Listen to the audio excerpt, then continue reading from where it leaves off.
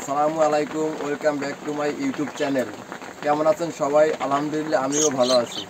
তো আজকের আপনাদের একটি বিষয় শেয়ার করব, যেটা হচ্ছে যে কবুতরের বাচ্চা কেন ছোট বড় হয়। তো এই বিষয়টা হয়তো অনেকে জানেন না যে কেন কবুতরের বাচ্চা ছোট বড় হয়, এবং এটা নিয়ে অনেকে টেনশনে পড়ে যান। কারণ একটা বাচ্চা ছোট বড় হইলে আরেকটা বাচ্চাকে ঠিকমতো খাবার খাওয়ায় না।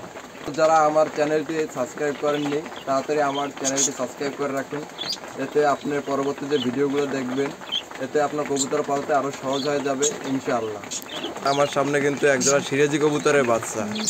সিরাজি কবুতরের বাচ্চা কিন্তু একটা দেখেন যে কত বড় হয়ে গেছে, আর একটা বাচ্চা কতটা ছোট। আর এই বাচ্চাটাকে কিন্তু খাবারও খুব কম খাওয়াইতে আছে। আর ওই যে পাশের বাচ্চাটা কিন্তু অনেক বেশি খাবার খাওয়াইতে আছে, আর ও অনেকটা কিন্তু বড় হয়ে গেছে। আর এটা কি কারণে হয় আপনি হয়তো জানেন না, যার কারণে আপনার বাচ্চাগুলো এরকমের হইতে আছে। আর এদিকটাতে দেখুন যে এই যে বাচ্চা জোড়া দেখুন, দুইটা কিন্তু বাচ্চা একই রকমের এবং খাবারও ঠিক একই রকম খাওয়াইতে আছে, যার কারণে ওরা বাচ্চা দুটোটাই একই রকমের।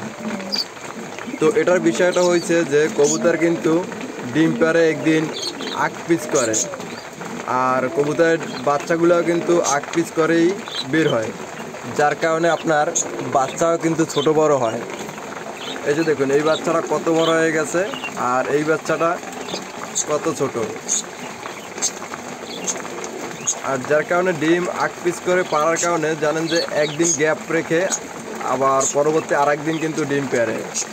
আর বাচ্চা যখন ফোটে তখনও কিন্তু প্রথমত একটা বাচ্চা ফোটে, পরে আবার দ্বিতীয় বাচ্চারা ফোটে। আর এই কারণেই কিন্তু বাচ্চাগুলো বেশি, একটা যে বাচ্চাটা প্রথম ফোটে ওই বাচ্চাটাই বেশি খাবার পায়, আর যেটা পরবর্তী একদিন গ্যাপ দিয়ে বাচ্চা ফোটে ওই বাচ্চাটাই কিন্তু কম খাবার পায়।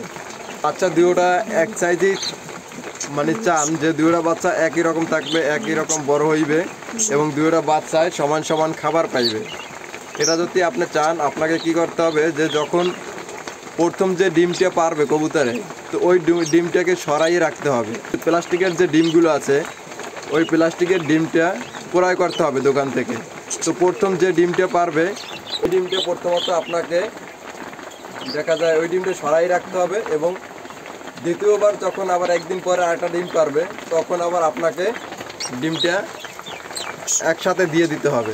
তো দুইটা ডিম দেখা যায় একসাথে হইলে, আর দুইটা ডিমের ভিতরে ব্লাডও একসাথে আসবে, আর দুইটা ডিম একসাথে ফুটবে। আর একসাথে ফুটলে দেখবেন যে দুইটা বাচ্চা সেম এই রকমের বের হইবে, আর দুইটা বাচ্চাই কিন্তু খাবার ঠিক মতো পাইবে।